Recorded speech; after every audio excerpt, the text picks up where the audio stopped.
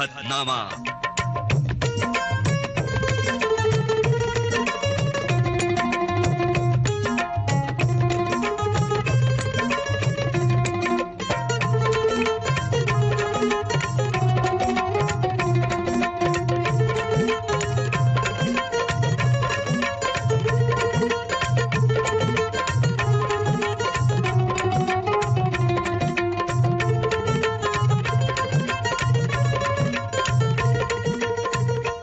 नमस्कार दोस्तों, सेहतनामा कार्यक्रम में आप सभी का बहुत बहुत स्वागत है। और आज के कार्यक्रम में दोस्तों हम आपकी मुलाकात करवाने जा रहे हैं मुंबई के सुप्रसिद्ध मधुमेह रोग विशेषज्ञ और फिजिशियन डॉक्टर कुणाल मेहता से। इनसे हम बातचीत करेंगे जिसका विषय रहेगा मधुमेह, कारण और बचाव। डॉक्टर कुणाल मेहता जी, विविध भारती के स्टूडियो में सेहतनामा कार्यक्रम में आपका बहुत बहुत स्वागत है। नमस्कार श्रोताओं, मुझे आज बेहद खुशी हो रही है कि मैं विविध भारती के इस माध्यम द्वारा आपसे बात करने का ये मुझे सुंदर मौका मिला है। हमारी जनरेशन वो जनरेशन है जो विविध भारती सुन के ही बड़ी हुई है।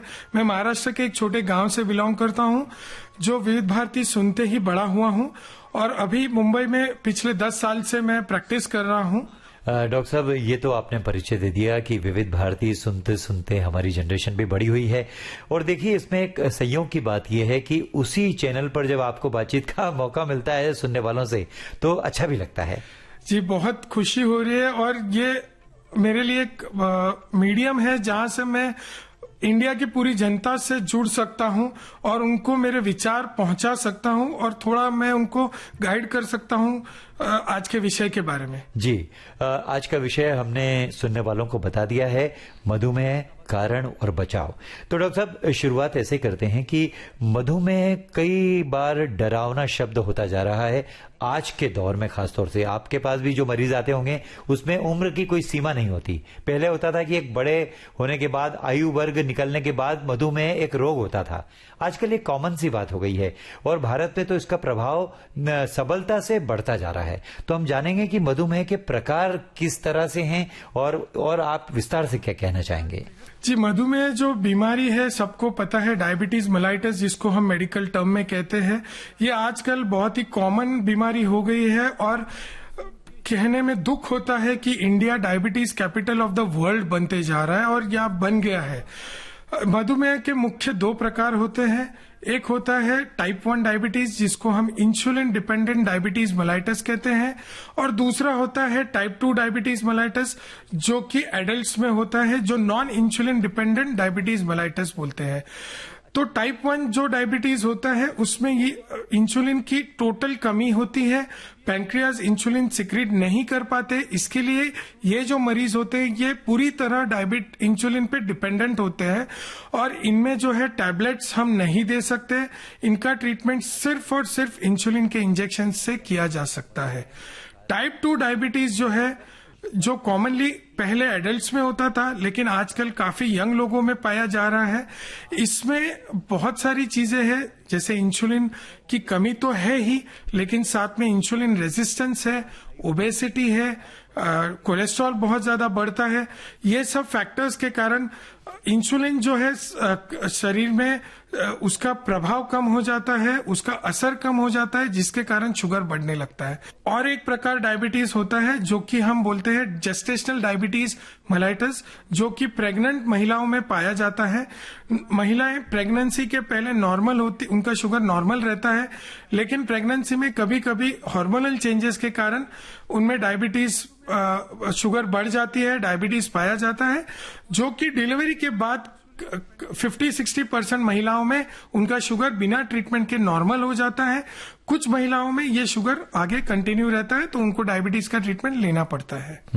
देखिए, ये क्लासिफिकेशन या वर्गीकरण करके आपने समझा तो दिया कि टाइप 1, टाइप 2 और अदर प्रकार के जो मधुमेह रोग होते हैं वह किस प्रकार बढ़ते जा रहे हैं।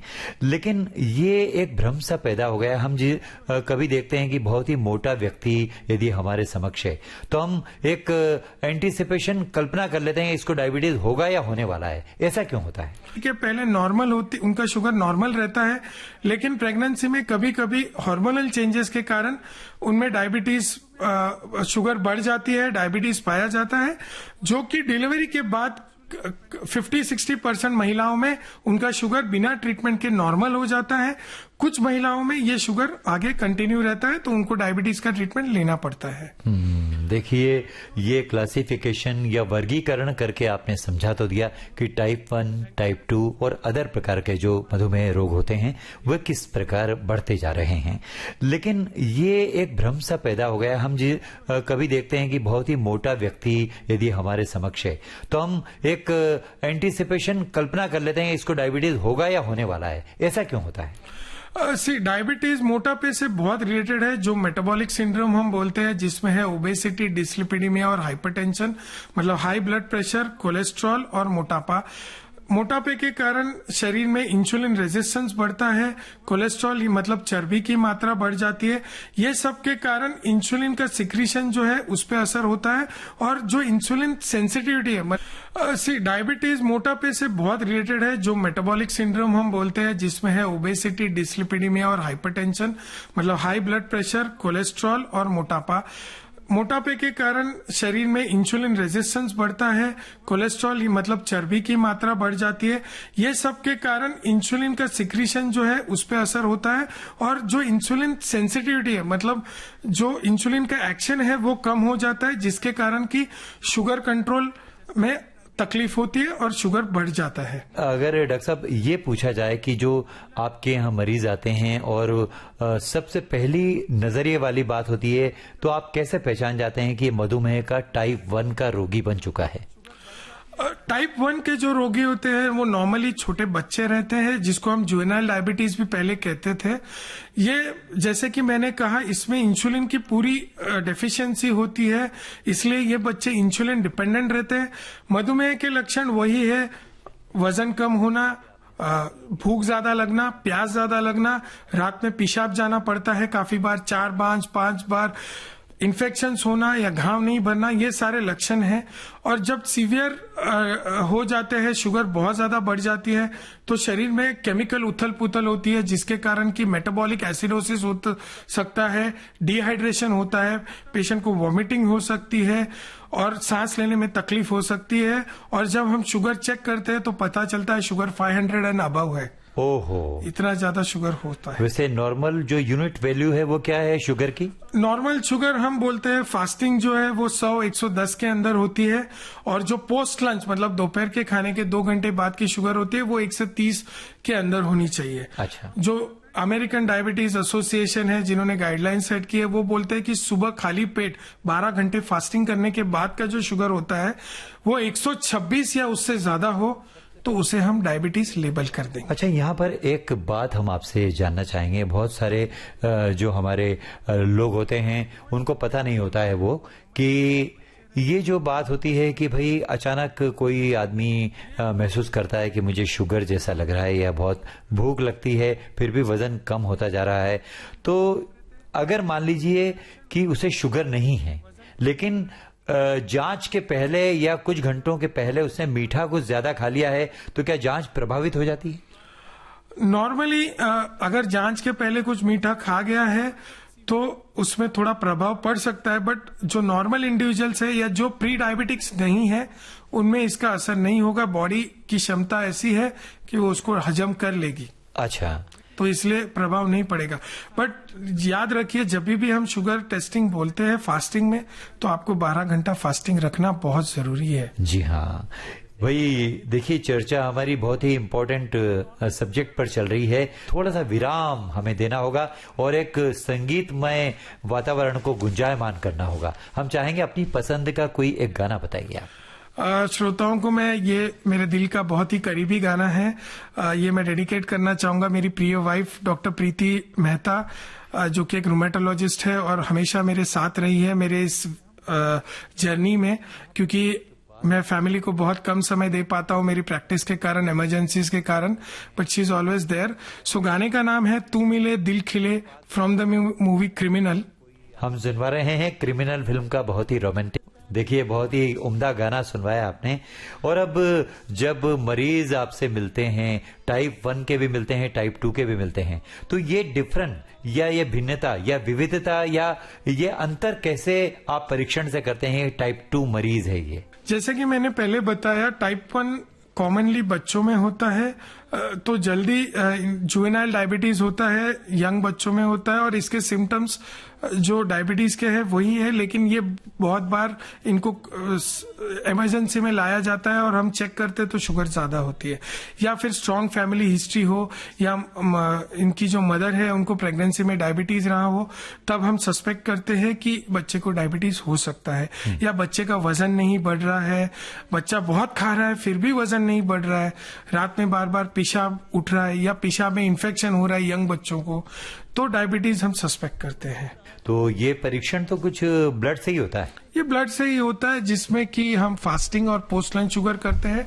एक और डायबिटीज के लिए टेस्ट होती है जिसको हम HbA1c बोलते हैं। ये टेस्ट 3 months एवरेज होता है डायबिटीज का, जो कि नॉर्मल इंडिविजुअल में 6 या 6.5 से कम होती है इसकी मात्रा। अगर इससे ज्यादा हो तो डेफिनेटली ये डायबिटीज का इंडिकेटर है, और अगर ये ज्यादा है इसका मतलब पेशेंट को डायबिटीज है। अच्छा, सपोज पहली जो परीक्षण वाली बात होती है, टेस्ट होती है, वो ब्लड टेस्ट जाहिर कर रही है कि ये डायबिटीज का मरीज है, तो अल्टरनेट इमीडिएट ट्रायल ले लेते हैं आपकी, एक बार और टेस्ट करवा लेते हैं? अगर पेशेंट का क्लिनिकल कंडीशन, पेशेंट के जो सिम्टम्स है और ब्लड रिपोर्ट्स, हम पूरा पिक्चर देखते हैं, ना कि सिर्फ रिपोर्ट। तो पेशेंट के अगर सिम्टम्स मैच हो रहे हैं, फैमिली हिस्ट्री है और रिपोर्ट्स भी मैच हो रही है, तो हम सीधा ट्रीटमेंट पे आते हैं। तो कभी कोई ऐसा मौका आपको किसी मरीज के साथ मिला कि आपने अल्टरनेट ट्रायल ली हो और बाद में पता चला हो कि डायबिटीज नहीं था? जी हाँ, जब हमें क्लिनिकली मैच नहीं होता है तो, या हमें क्लिनिकली डाउट होता है कि ये रिपोर्ट पेशेंट के सिम्टम से मैच नहीं कर रही, तो जैसे कि मैंने कहा HbA1c टेस्ट होता है जो 3 महीने का, पिछले 3 महीने का एवरेज शुगर हमें बताता है। तो अगर ये 3 महीने का शुगर है, वो खाने पीने से अल्टर नहीं होगा, क्योंकि ये पास 3 महीने के शुगर लेवल का रिकॉर्ड है। तो अगर ये HbA1c ज्यादा है तो डेफिनेटली ये डायबिटीज का संकेत है। इसके अलावा 2-3 और टेस्ट होते हैं, जो कि एक सीरम इंसुलिन लेवल होता है, जो इंसुलिन की मात्रा होती है ब्लड में, उससे हम टेस्ट करते हैं। अगर वो लेवल लो है तो भी हमें डायबिटीज का इंडिकेटर मिलता है। और एक सी पेप्टाइड लेवल होता है, जो भी हम टेस्ट करते हैं ऐसे स्पेशल कंडीशंस पे, जब हमें डाउट होता है कि पेशेंट को डायबिटीज है कि नहीं। डॉक्टर साहब, ये तो आपने परीक्षण की बात बता दी और कंफर्म कर दिया कि डायबिटीज का मरीज ये रोगी है और उसका इलाज आवश्यक है। तो वो इलाज के लिए मान लीजिए इमीडिएट आपकी रिपोर्ट बताती है कि हाईएस्ट शुगर है, तो आप उसको एडमिट करने की सलाह देते हैं या घर पर ही इलाज चलता है? एडमिशन का जो क्राइटेरिया होता है वो बहुत ही सिलेक्टिव है। अगर शुगर ज्यादा है तो इसको इमीडिएट एडमिट करने की जरूरत नहीं है, बट अगर डायबिटीज के कारण कुछ कॉम्प्लिकेशन है, जैसे कि मैंने बोला डायबिटिक कीटो एसिडोसिस, जिसमें कि सांस फूलता है, बॉडी में केमिकल उथल पुथल होके एसिड का लेवल बढ़ जाता है, देयर इज मेटाबॉलिक एसिडोसिस, ये कंडीशन में एडमिशन मैंडेटरी है। बट अगर सिर्फ शुगर ज्यादा है, पेशेंट कंफर्टेबल है, पेशेंट का बीपी बाकी वाइटल स्टेबल है, तो हम इसको ओपीडी बेसिस पे मैनेज कर सकते हैं। क्या एक सामान्य आदमी जिसको डायबिटीज नहीं है, मधुमेह बिल्कुल नहीं है, लेकिन अचानक किसी कारण से कुछ खाद्य पदार्थों की वजह से अगर शुगर लेवल क्षणिक रूप से, आंशिक रूप से, त्वरित रूप से उसका बढ़ गया है और उसने टेस्ट करवा लिया है, तो वो तो माना नहीं जाएगा कि वो डायबिटीज का रोगी है, क्योंकि लक्षण उसमें नहीं है। ये आप देखते हैं, पूरा हिस्ट्री मालूम पड़ता है। कई मरीज ऐसे भी आते होंगे कि वो शक पैदा कर लेते हैं कि भाई मुझे ऐसा लग रहा है। जो मरीज मेरे पास रिपोर्ट लेके आते हैं, उनमें जैसे कि मैंने कहा, पूरा डिटेल क्लिनिकल हिस्ट्री लेते हैं हम पहले, कि पेशेंट के सिम्टम्स मैच हो रहे हैं क्या, पेशेंट्स को तकलीफें क्या है, फैमिली हिस्ट्री लेते हैं हम, लाइफस्टाइल डाइट का हिस्ट्री लेते हैं, साथ ही अल्कोहल, स्मोकिंग, कुछ आद्य उनको एडिक्शंस है, इसकी हिस्ट्री लेते हैं। उसके बाद हम रिपोर्ट, क्लिनिकल एग्जामिनेशन करके रिपोर्ट पे आते हैं। तो जब हम पूरा पेशेंट एज अ होल देखते हैं, और मुझे यदि डाउट होता है कि नहीं ये रिपोर्ट में कुछ गड़बड़ है, या पेशेंट ने कुछ खाने पीने में परहेज नहीं किया है और तुरंत शुगर चेक किया है, इसके लिए शुगर ज्यादा है, तो हम पेशेंट से वापस एक बार रिपोर्ट चेक करने बोलते हैं और जो HbA1c है वो टेस्ट करने को बोलते हैं। उससे हमें आइडिया होता है कि पेशेंट को डायबिटीज है कि नहीं। ये बहुत ही अच्छा परीक्षण आप करते हैं ताकि भ्रम भी दूर हो जाता है और खामखा एक जो टेंशन हो जाता है राइट, पेशेंट वो को दूर बहुत टेंशन होती है। अब देखिए यहाँ पे स्थिति ऐसी बन रही है कि हमारी जो बातचीत है वो तनावपूर्ण ना हो जाए, उसको हल्का फुल्का करना होगा और एक गाने का सिलसिला शुरू करना होगा। ये गाना जो है दिल चाहता है मूवी से है, इसका टाइटल सॉन्ग है। ये मेरे दोस्तों को डेडिकेट करना चाहूंगा जो मेरे MD के बैचमेट्स हैं। मेमोरेबल टाइम हमने बिताया है, आज भी हम मिलते हैं। ये गाना मैं उनको डेडिकेट करना चाहूंगा। की भी एक पाबंदी है। अब अगला सवाल जो आज का दोस्तों हम बता दें कि आज की चर्चा का विषय ये है मधुमेह, कारण और बचाव। डॉक्टर साहब, मधुमेह की जो प्रकार वाली बात आपने बताई, परीक्षण वाली बात बताई, अब हम जानेंगे कि बच्चों में जो मधुमेह हो जाता है तो वो कितने उम्र के छोटे बच्चों से शुरुआत होती है और कहां तक इसकी सीमा होती है, और ये विस्तार से हम जानना चाहेंगे। देखो, बच्चों में जो डायबिटीज होता है कॉमनली हमने जैसे बोला कि ये टाइप 1 डायबिटीज मेलाइटिस होता है, जिसको हम जुवेनाइल ऑनसेट डायबिटीज मेलाइटिस होता है। इसकी कोई उम्र नहीं है, 3 साल में भी हो सकता है, 6 साल में भी हो सकता है, 10 साल में भी हो सकता है।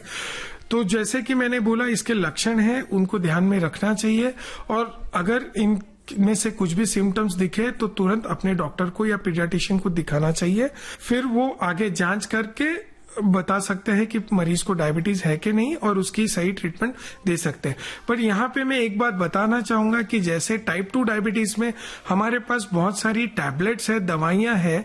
अनफॉर्चुनेटली टाइप 1 डायबिटीज में हमें सिर्फ इंसुलिन के इंजेक्शंस देने पड़ते हैं। बहुत ही दुख होता है कि छोटे बच्चों को हमें सुई का प्रिक डेली लगाना पड़ता है, बट अनफॉर्चुनेटली आज तक अभी तक इसका कोई इलाज नहीं है जिससे हम टैबलेट या गोली से इसको ठीक कर सके। हाँ, तो इसमें जो है इंसुलिन के इंजेक्शंस लगते हैं दिन में 2 बार या 3 बार, डिपेंडिंग कि पेशेंट की इंसुलिन वैल्यू क्या है। साथ ही खाने के परहेज करना पड़ता है और सेहत का ध्यान रखते हुए, क्योंकि बच्चा है, बढ़ती उम्र है, तो उसका सेहत भी हमें निगलेक्ट नहीं करना चाहिए, नहीं तो ग्रोथ हैम्पर होगी, मेमोरी हैम्पर होगी। डॉक्टर साहब, आपने बताया कि मेमोरी पे भी फर्क पड़ सकता है और आपने 3 साल की जो बच्चों का उदाहरण दिया है, एक पढ़ाई की हल्की सी शुरुआत हो जाती है वहां पर आज के दौर में।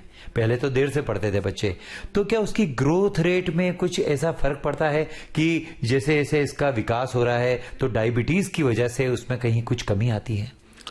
देखो, डायबिटीज की वजह से शरीर में बहुत सारे प्रभाव पड़ सकते हैं, ग्रोथ हैम्पर होती है। जनरली ये बच्चे थिन बिल्ड होते हैं, इनका वजन बराबर नहीं बढ़ता है क्योंकि ये इंसुलिन डिपेंडेंट रहते हैं, इनको रेगुलर इंजेक्शंस लेने पड़ते हैं और इन्फेक्शंस ये बच्चे बहुत जल्दी पकड़ लेते हैं अगर इनकी इम्यूनिटी स्ट्रांग नहीं हो। Diabetes itself can cause low immunity, और अगर पोषण और सही न्यूट्रिशन पे ध्यान नहीं दिया जाए, क्योंकि डायबिटीज में खाने में काफी सारी रेस्ट्रिक्शंस आती है, मीठा नहीं खाना है, आलू नहीं खाना है, चावल नहीं खाना है, जूस नहीं पीना है, फ्रूट्स में भी रेस्ट्रिक्शंस है, मिठाई नहीं खानी है। तो इनकी जो ग्रोथ पे है, अगर हम न्यूट्रिशन पे ध्यान नहीं दें तो उसके कारण यस डेफिनेटली ग्रोथ हैम्पर हो सकती है, जिसके कारण मेमोरी पे भी असर पड़ सकता है। ये बात तो आपने बड़ी गंभीरता से इसको महसूस है। कई आपके पास भी ऐसे बच्चे आते होंगे और आपने इलाज किया होगा, जाहिर है। लेकिन हम ये जानना चाहते हैं कि 3 से लेके जब शुरुआत होती है तो क्या इसकी जो नींव है या फाउंडेशन गर्भावस्था में ही कुछ ऐसा हो जाता है कि वो बच्चे में डायबिटीज आ जाता है? जरूरी नहीं है कि बच्चे को एट बर्थ डायबिटीज हो। जैसे कि मैंने कहा, बहुत सारे फैक्टर्स है, जेनेटिक, एनवायरमेंटल, बट यदि उनके पेरेंट्स या फैमिली में डायबिटीज का हिस्ट्री है तो काफी चांस है कि बच्चे में डायबिटीज आ सकता है, बट जरूरी नहीं है 100% बच्चे को डायबिटीज होगा। तो जब भी बच्चे को लक्षण आए तभी चेक किया जाए, या ऑब्वियसली अगर दोनों पेरेंट्स को डायबिटीज है तो बच्चे का टेस्टिंग करना चाहिए। अच्छा, परीक्षण के बाद यदि पता चलता है कि बच्चे को टाइप 1 नहीं है और कुछ ऐसे डायबिटीज के लक्षण हैं जो सामान्य होते हैं, शुरुआत, तो क्या गोलियों से काम नहीं चल सकता? टाइप 1 डायबिटीज में हम गोलियां नहीं दे सकते। अगर उसके लिए मैंने जैसे बोला हम लोग टेस्टिंग करेंगे, इंसुलिन लेवल्स देखेंगे, सी पेप्टाइड लेवल्स देखेंगे, तभी हम डिसाइड कर पाएंगे बच्चे को डायबिटीज है कि नहीं। पर अगर बच्चा है उसको टाइप 1 डायबिटीज है तो ट्रीटमेंट सिर्फ और सिर्फ इंसुलिन के इंजेक्शन है, हम कोई दवा टैबलेट बच्चों में नहीं दे सकते। एडल्ट्स में जो कि टाइप 2 डायबिटीज होता है उसमें insulin is the last option. बहुत बेहतरीन दवाइयां मार्केट में हैं, एलोपैथी ऑब्वियसली, बट जिससे हम डायबिटीज को कंट्रोल में रख सकते हैं और डायबिटीज के कॉम्प्लिकेशन से बचा जा सकता है। डॉक्टर साहब ये बताइए कि अगर बच्चे को टाइप 1 डायबिटीज है और इंसुलिन एक आवश्यक स्रोत बन जाता है कि ये लेना ही उसको, तो ये तो फिर जीवन भर के लिए उसके साथ रहेगा। जी सही बात है। इसी बात का हमें दुख होता है कि इंसुलिन जो है लाइफ लॉन्ग बच्चों को लेना पड़ेगा। बड़े होते हैं तभी भी उनको इंसुलिन ही लेना पड़ेगा, बिकॉज उनके शरीर में इंसुलिन की एब्सोल्यूट डेफिशिएंसी है and they are dependent on insulin. That's why इसको हम इंसुलिन डिपेंडेंट डायबिटीज मेलाइटस भी कहते हैं। लेकिन युवा अवस्था तक अगर वो बच्चा आता है, शादी ब्याह की बात होती है, मेल हो या फीमेल हो, तो उसमें कुछ डिसफंक्शन की बात रहती है, कुछ कमी सी लगती है, दौर्बल्यता आती है।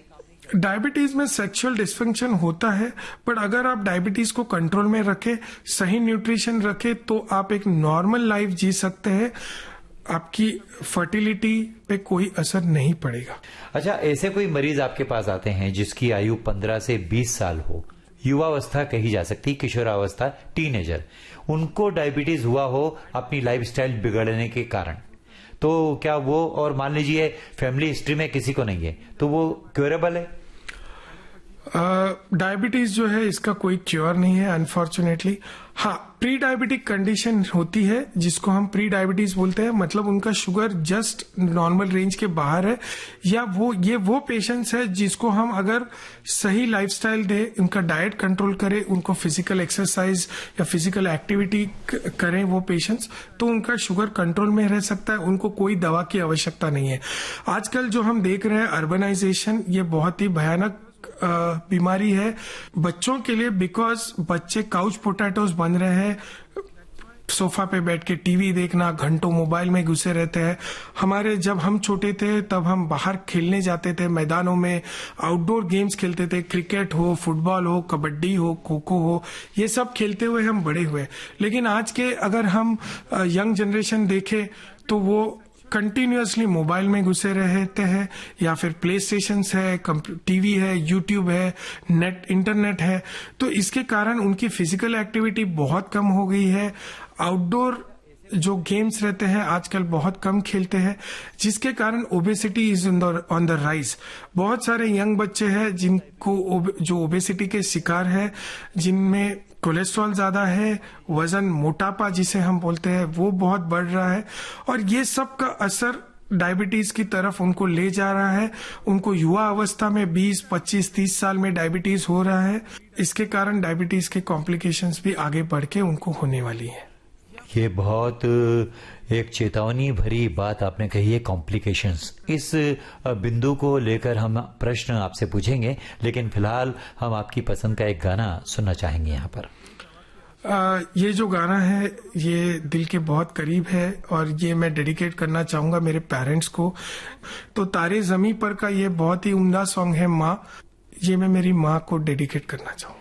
बहुत ही इसमें डिफाइन करने वाली बात नहीं है, सिर्फ एहसास मात्र है। आइए सुनते हैं तारे जमीन पर फिल्मा दिया। ये देखिए, ममत्व से बढ़कर कोई एहसास नहीं और कोई इमोशन नहीं है, लेकिन यहाँ पर जब किसी को मधुमेह हो जाता है, वो आपके पास आता है, तो एक तारतम्य आपका जुड़ जाता है, एक सिंपैथी सी हो जाती है कि इतनी कम उम्र में बच्चों को हो गया। लेकिन जब बड़ों को डायबिटीज हो जाता है या वो उसके शिकार हो जाते हैं, तो ऐसे मरीजों के बारे में क्या कारण आप समझते हैं कि हो जाता है? इसके कारण मल्टीफैक्टोरियल है, बहुत सारे कारण हैं। एक है जेनेटिक, जो फैमिली से आता है। आपकी फैमिली में अगर हिस्ट्री है तो आप डायबिटीज के लिए प्रोन है। जरूरी नहीं कि फैमिली में हिस्ट्री है तो आपको डायबिटीज होगा, बट यस, आप नॉर्मल आदमी जिसके पेरेंट्स को डायबिटीज नहीं है या जिसके जीन्स में डायबिटीज नहीं है, उससे आप रिस्क पे है, उससे ज्यादा रिस्क आपको है डायबिटीज होने की। आजकल जो उससे ज्यादा बीमारी जो है आजकल वो है metabolic syndrome, obesity. Diabetes, type 2 diabetes obese patients में काफी मात्रा में पाया जाता है। जो पेशेंट फिजिकल एक्टिविटी नहीं करते हैं, जो काउच पोटैटोज है, जिनकी लाइफस्टाइल सही नहीं है और जो अल्कोहल या स्मोकिंग के आदी है, ये पेशेंट्स में डायबिटीज का रिस्क बहुत ज्यादा होता है। बिकॉज डायबिटीज जो है एक लाइफस्टाइल डिसऑर्डर है। स्पेशली जो टाइप 2 डायबिटीज होता है, इट्स अ लाइफस्टाइल डिसऑर्डर। तो इसके कारण अगर आपका लाइफस्टाइल सही नहीं है, अगर आप सही टाइम पे खाना नहीं खा रहे हैं, आप फिजिकल एक्टिविटी या कोई भी प्रकार का एक्सरसाइज नहीं कर रहे हैं, बहुत स्ट्रेस है आपकी लाइफ में या आप स्ट्रेस ले रहे हैं। मुंबई की लाइफ में स्ट्रेस तो होना ही है, बट आजकल गांव में भी हम देख रहे हैं जो युवा है, आज की जनरेशन है, बहुत ज्यादा स्ट्रेस लेती है। छोटी छोटी बातों पे टेंशन आ जाता है उन्हें। तो ये सब डायबिटीज को बढ़ावा दे सकते हैं। आगे जाके ये पेशेंट्स, ये मरीज को डायबिटीज हो सकता है। डॉक्टर साहब, फैमिली हिस्ट्री की बात आपने की, अनुवांशिकता की बात की, जो हेरिडिटी कैरेक्टर होता है, तो ये आपके पास इस तरह के भी मरीज देखने को मिलते होंगे आपको कि पिता को था लेकिन 3 भाई या बहन हैं, उसमें से केवल एक को ही हुआ है, 2 को नहीं हुआ। डायबिटीज में फैमिली हिस्ट्री डेफिनेटली होती है, बट जरूरी नहीं है कि फादर या मदर को या दोनों को डायबिटीज है तो सभी बच्चों को डायबिटीज होगा। ये उस इंडिविजुअल की लाइफस्टाइल और जेनेटिक मेकअप पे डिपेंड करता है। अगर पेशेंट हेल्दी लाइफस्टाइल जिए, रेगुलर एक्सरसाइज करे, बैलेंस डाइट रखे और स्मोकिंग, अल्कोहल से दूर रहे, तो चांस है कि उसको डायबिटीज नहीं हो। ये बात तो आपने बड़ी सुधार की कही है कि कभी। अच्छा, इसमें एक सेंटेंस आपने कहा था, स्ट्रेस या तनाव या अवसाद, इसको अलग अलग रूप में लेते हैं लोग। वो हर किसी को है, आपको है और मुझे भी है, कहीं ना कहीं हम इससे बचे नहीं हैं, लेकिन उसकी मात्रा पे डिपेंड करता है कि वो आप कितना गहराई से उसको महसूस करते हैं, तभी इसके शिकार बनते हैं। कितना सहमत हैं आप? ये एक बिल्कुल सही बात बोली। देखो, जैसे कि मैंने कहा, अर्बनाइजेशन जो आजकल हमारी लाइफस्टाइल है, भागदौड़ वाली मुंबई में जो हम भागदौड़ करते हैं, यहाँ से वहां ऑफिस जाओ, यहाँ आओ, इधर जाना है, उधर जाना है, तो लाइफस्टाइल जो हमारी है पूरी तनावपूर्ण है। ऑफिस में वर्क है, घर पे स्ट्रेस है, फाइनेंशियल स्ट्रेस है। कि जो युवा है गांव में भी, जो रूरल एरियाज है, वहां पे भी स्टडीज है जो बताती है कि गांव में भी जो स्ट्रेस है वो लेवल काफी बढ़ गया है युवाओं में। स्ट्रेस से बचना नामुमकिन है। ये इंडिविजुअल पे डिपेंड करता है कि वो आदमी कितना स्ट्रेस ले, कितना नहीं ले। मैं तो मेरे पेशेंट्स को हमेशा यही कहता हूँ, भगवान ने हमको 2 कान दिए हैं, एक कान से सुनो, दूसरे से बाहर लो। बीच में जो दिमाग है उसको बेचारे को टेंशन मत दो, उसको छोड़ दो जी। क्योंकि टेंशन से ना सिर्फ डायबिटीज के और हम बढ़ावा दे सकते हैं, इससे और भी काफी सारी हेल्थ प्रॉब्लम्स है, जैसे कि एसिडिटी है, हार्ट अटैक का रिस्क बढ़ जाता है। ये आपने इतना गंभीर स्रोत बताया है कि मुझे एक प्रश्न यहाँ करना पड़ेगा सुनने वालों की ओर से कि आप इतना इलाज करते हैं और एक जो प्रौढ़ व्यक्ति है उसका अगर मधुमेह नियंत्रण में न आया तो न आने के कारण क्या क्या कॉम्प्लिकेशंस या नुकसान हो सकते हैं, उसके बारे में विस्तार से बताइए। जी, डायबिटीज एक लाइफस्टाइल डिसऑर्डर है और इसमें काफी सारे, अगर इसको डायबिटीज को कंट्रोल में नहीं रखे तो काफी सारे शरीर के जो पुर्जे हैं उन पे नुकसान हो सकता है। डायबिटीज को हम इंग्लिश में बोलते हैं साइलेंट किलर जी। ये अंदर ही अंदर शरीर को खोखला कर देता है और जब 10 साल 15 साल आदमी को डायबिटीज होता है, कंट्रोल में नहीं रहता है, तब इसके कॉम्प्लिकेशंस आना शुरुआत होती है।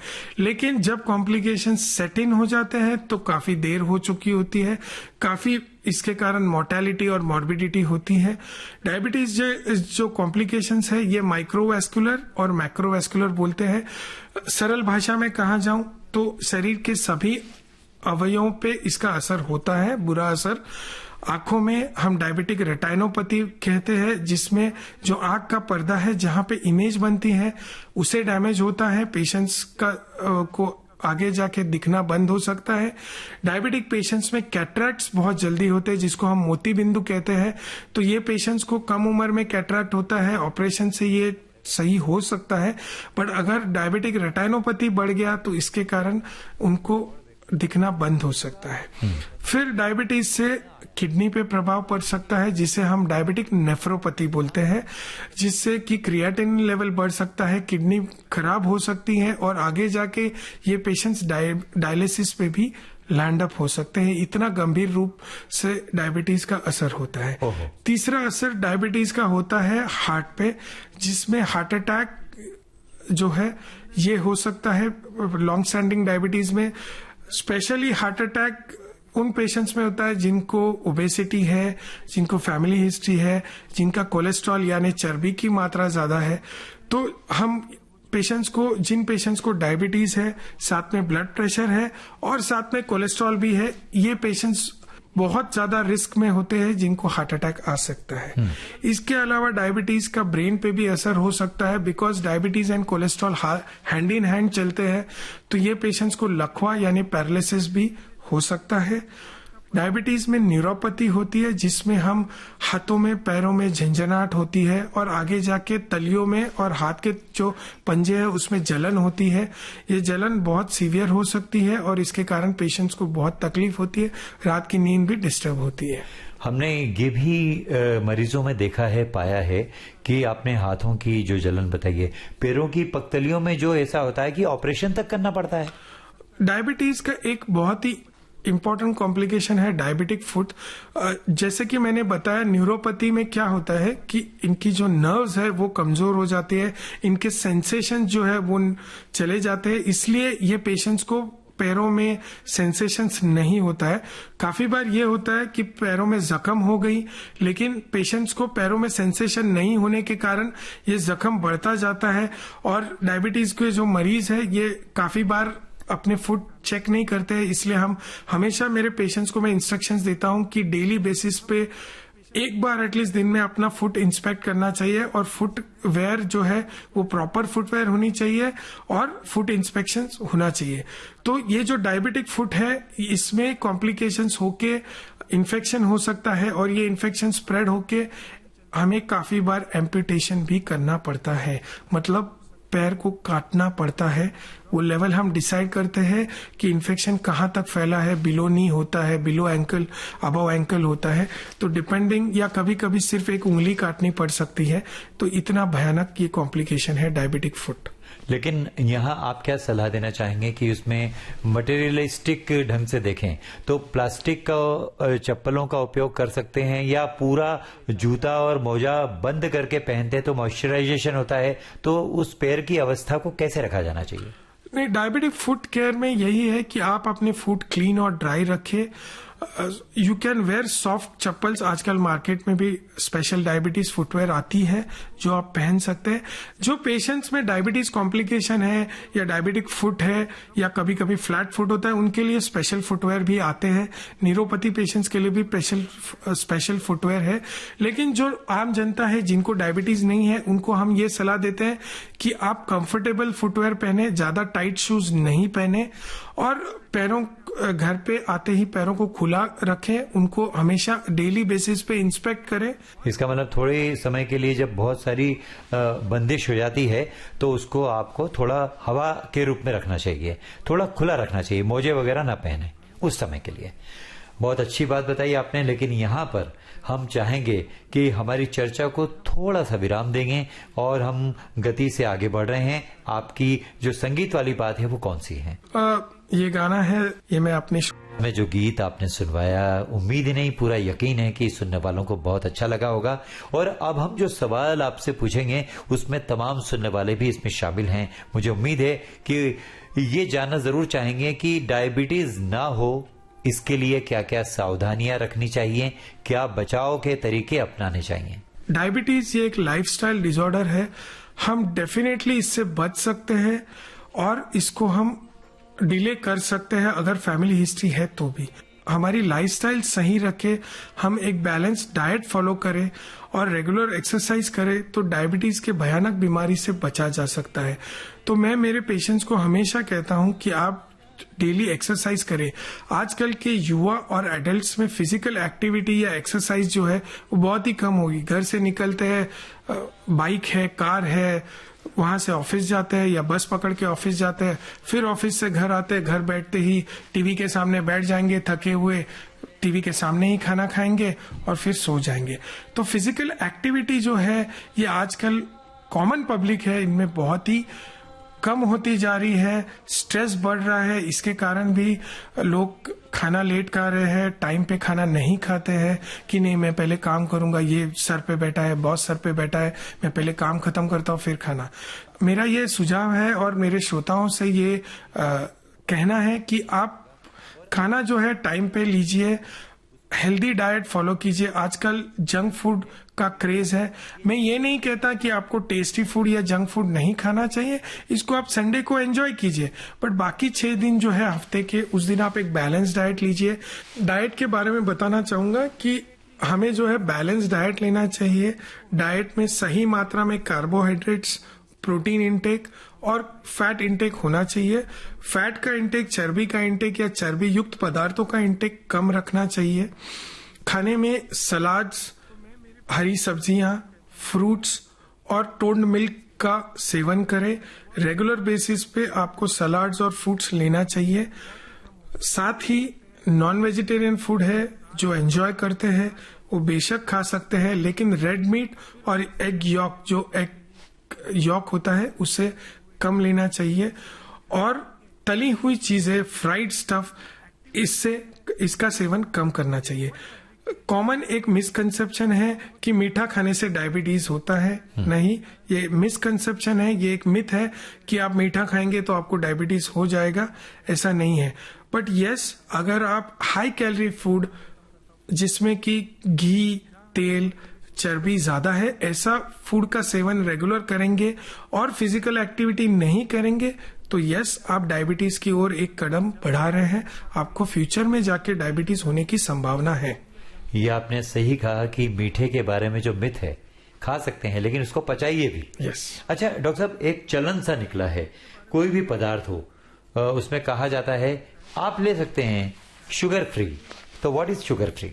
जो शुगर फ्री सब्सटेंसेस होते हैं वो सब्स्टिट्यूट्स होते हैं या ऐसे केमिकल्स है जिनसे शुगर नहीं बढ़ता है या कम बढ़ता है, इसके लिए हम इनको शुगर फ्री बोलते हैं। जैसे कि सैकेरिन हो गया या कुछ केमिकल्स है जो स्वीट टेस्ट देते हैं बट इनसे शुगर लेवल नहीं बढ़ता है।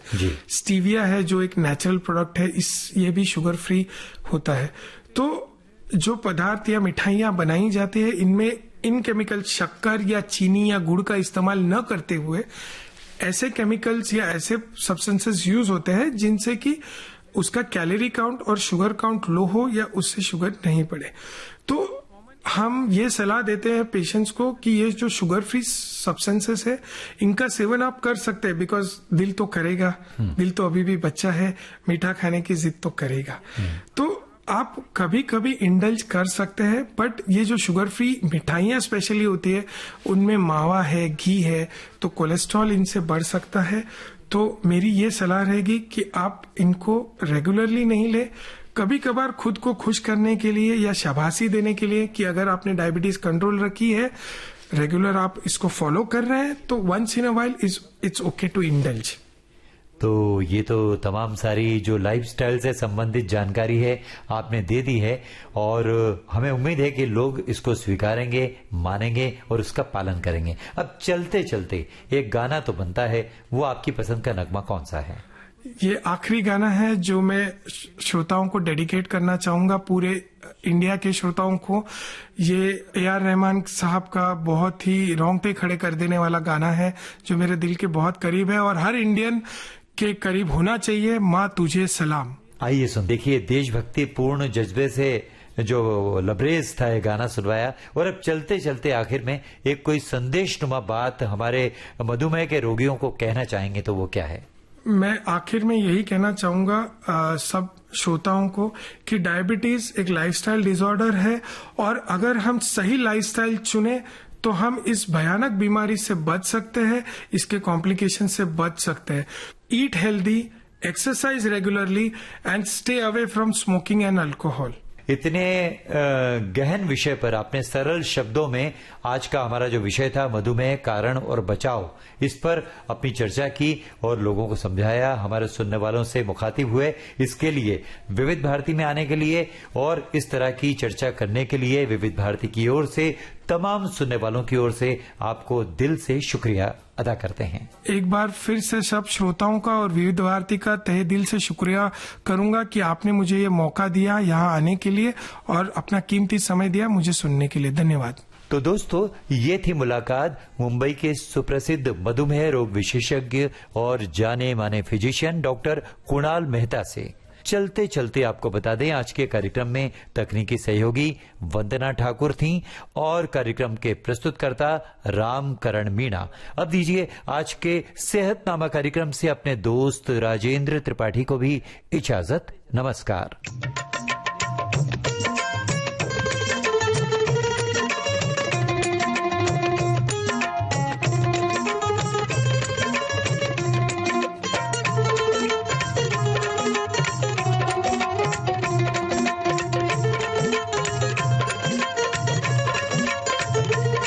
सेहतनामा।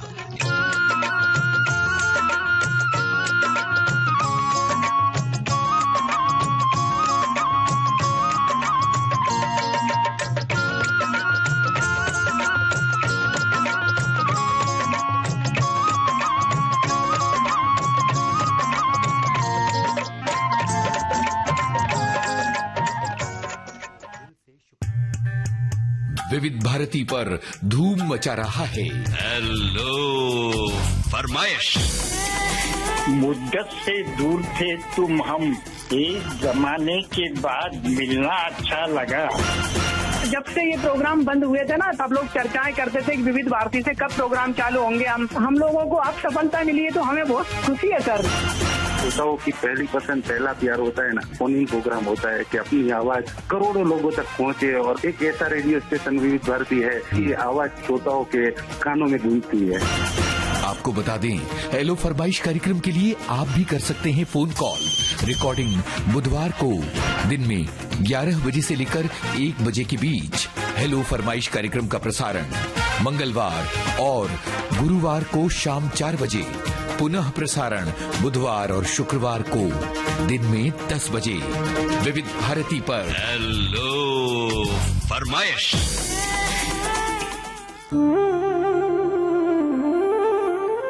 छाया गीत आप सुनेंगे कुछ ही। छाया गीत के सुनने वालों को यूनुस खान का नमस्कार।